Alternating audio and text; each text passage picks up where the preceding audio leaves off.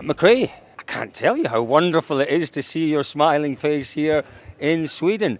A big move for you, this. Yeah, it's a big move to come here to Sweden, especially in the Junior World Rally Championship. Some people back, I don't think I'm crazy coming here on snow, first time. Not even since snow since I came here. And yeah, let's see how it goes. If I want to be here, I need to learn how to drive on all surfaces. Yeah, and clearly it's a new experience for you, but you're well prepared. You had a very good test with a very good instructor next to you. Yeah, I had Craig for half a day. It was incredible. He taught me a lot about driving on ice, on snow, what to look out for. He told me to stay on the road, avoid snowbanks, and pretty much I'll do okay. You know, it must be quite daunting, quite intimidating. As you say, your rallying has been mostly in the gravel of Kenya. To come to the snow and ice must be quite intimidating. How long did it take you to find confidence on the surface? I think mentally it takes some time. It took me like half a day or a full day to actually understand, yes, I can brake later. Yes, the car can slide a little bit more. Yes, I can get away with a little bit more risk. But of course, this rally, I'm not trying to be stupid and try and do something that I don't want. I need this mileage, I need the experience, I need to finish the rally. That's most important for me. So yeah, let's see how it goes. Obviously you had the experience of Kenya last year, and it was a bittersweet experience. You were doing really well, weren't you, until the last stage. But being involved in the Junior World Rally Championship, it's a different experience. How are you finding the whole life within the Junior WRC? It's a lot to take in, isn't it? Yeah, it's a lot to take in. Every day for me is a learning curve. I learn every minute. I'm learning something new. Of course, when I used to do my rallying back in Kenya, it's not as the same level as the WRC. It's more of an amateur type level. Here, everything is so professional. You have more resources. Many people are looking after you. You're used to just looking after yourself after the car. There's someone doing jobs that you normally used to do. Someone is doing those jobs for you now. So it's quite strange not being able to touch anything. So yeah. I'm trying to learn.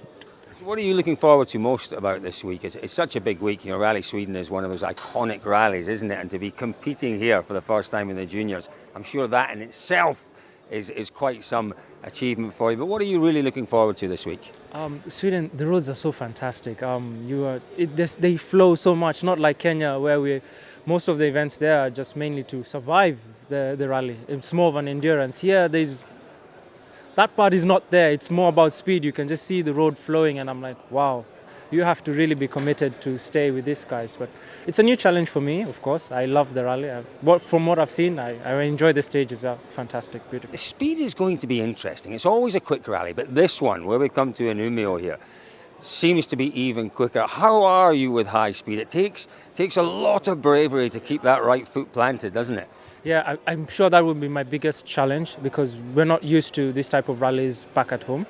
I don't know where the rally used to be before, so this is my first time. So I don't know where to gauge what is good, what is bad, what is average. Yes, but from what I've seen, it's pretty fast. Yeah, it is really fast indeed. Now, McRae, we have to ask you about that, about McRae. You are an honorary Scotsman. Anyone that calls himself McRae, I've got to find the Kimathi tartan in Scotland. I'm sure there'll be one somewhere. I'll find one for you. But tell us a little bit about that. I'm guessing your parents, probably your dad, was a bit of a rally fan. Yes. My dad he started rallying around that time that Colin was now getting to his peak. So I was just born shortly after Colin won the 94 Network Q for the first time, his home rally. He drove brilliantly. And then next thing my dad was like, probably this guy is going to become champion that year that I'm going to be born. So like, maybe it was fate. And he named me McRae, and yes, I'm here in Sweden in a Ford also. He drove a Ford.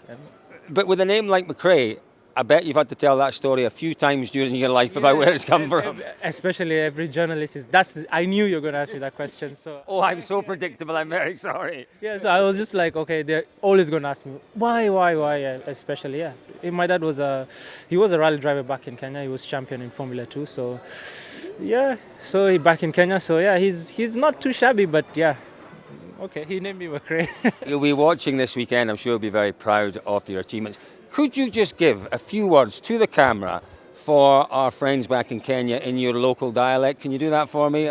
Kwa mafans zangu hapa Kenya, nataka kuwashukuru sana kwa kuni support kwa hii mashindano ya rally ya Sweden hapa Umea.